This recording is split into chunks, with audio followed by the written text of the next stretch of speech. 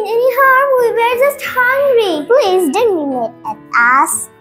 You'll pay for this. I will take your sister Rapunzel and lock her in the tower forever. No, not Rapunzel.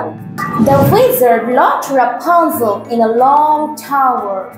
The tower had no door, but just a window. Rapunzel, Rapunzel, let down your hair.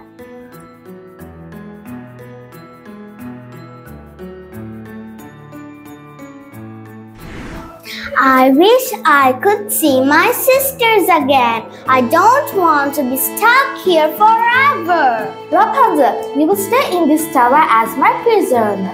Your sisters must learn their lesson. My sister made a mistake, but they don't deserve this. It's too late. You're mine now.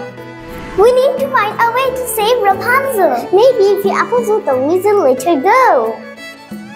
Rapunzel, we are here to help you. We will get you out of there. Be careful, the wizard is watching. Ha ha ha ha.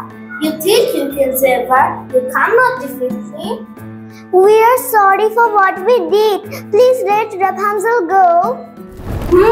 If you promise you will never come near my garden again, I will let Rapunzel go. We promise. Very well, Rapunzel, you're free.